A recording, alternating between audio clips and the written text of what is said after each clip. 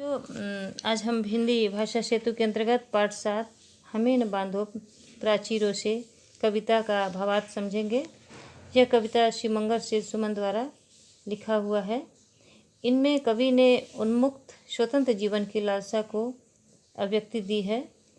परतंत्र जीवन की व्यवस्था और पीड़ा को व्यक्त करते हुए कवि ने बंधन मुक्त स्वच्छंद जीवन की महिमा पक्षियों के माध्यम से प्रकट की है। उन्मुक्त गगन में उड़ने वाले पक्षी को यदि सोने के पिंजरे में बंद कर परतंत्र कर दिया जाए तो उन्हें वो आकर्षण नहीं होता, उन्हें वो खुशी नहीं होता। इसी भाव को प्रस्तुत काव्य में कवि आज़ादी की बातों को बताते हुए कहते हैं। पहली पंक्ति है कि हम पक्षी उन्मुक्त गगन में पिंजरबद्ध न गा पाएंगे, कनक तीलियों से टकराकर पुलकित पंख टूट जाएंगे। पिंजरे बंद बने पिंजरे में बंद होकर। इन पंक्तियों में पक्षी कह रहे हैं कि हम पक्षी आज़ादी से आसमान में उड़ने वाले हैं, पिंजरे में बंद कर हम नहीं गा पाएंगे।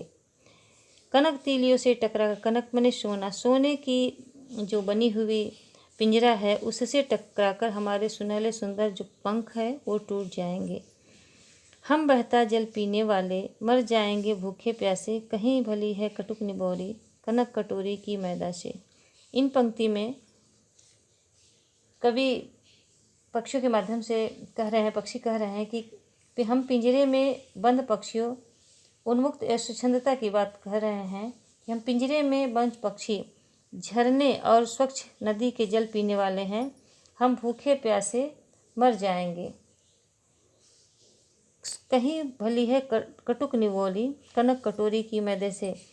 हमें मैदे की सोने की कटोरी में जो मैदे है, मैदे से बने हुए भोजन है, उससे अच्छा हमारे कड़वी नीम की गोली है, हमें वो खाना पसंद करेंगे। कड़वी नीम की निबोली ही मुझे पसंद है, न कि कनक कटोरी में भरे हुए मैदा। अगली पंक्ति में स्वच्छ स्वर्ण श्रृंखला के बंधन में अपनी गति उड़ान सब भूले, बस सपनों में देख रहे हैं तरुकी पुनगी पर के झूले। यहाँ पक्षी कह रहे हैं कि स्वर्ण श्रृंखला, ये जो सोने का जो पिंजरा है उसमें उसके बंधन में रहकर हम अपनी गति, अपना उड़ने की क्षमता सब भूल गए हैं।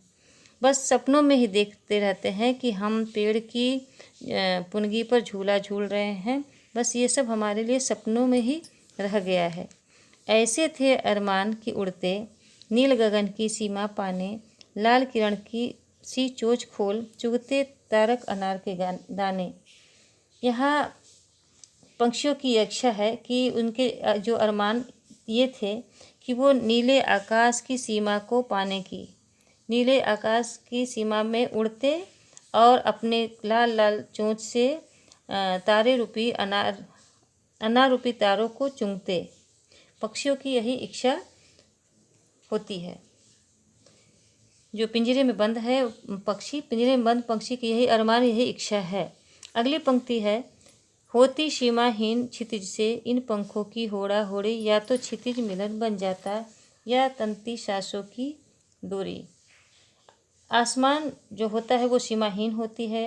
क्षितिज जहाँ आसमान अपने पंखों से कंपटीशन करते, आकाश तक पहुँचने की आशा थी कि मतलब सीमाहीन आकाश की जहाँ क्षितिज माने जहाँ आकाश और मिलते हुए प्रतीत होते हैं, वहाँ तक पक्षी उड़ने की क्षमता रखते हैं। या तो वहाँ तक पहुँच जाते, आकाश को छू लेते, या तो क्षितिज मिलन बन जाता या तंती सांसों की, या तो वहाँ तक मिल जाते, पहुँच जाते, या तो उनकी जीवन ही समाप्त हो जाती, पक्षी अपना जीवन ही समाप्त कर लेते। अगली पंक्ति है नीड़ न दो चाहे टहने का, आश्रय छिन्न भिन्न कर डालो, लेकिन पंख दिए हैं तो आकुल उड़ान में विघ्न डालो।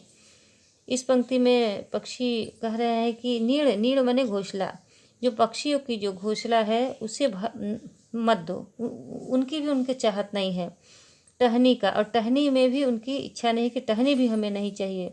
आश्रय छिन्न भिन्न कर डालो, और उनके रहने का जो स्थान है, रहने का जो जगह है उसको भी भले ही छिन्न भिन्न कर दो, भले ही समाप्त कर दो।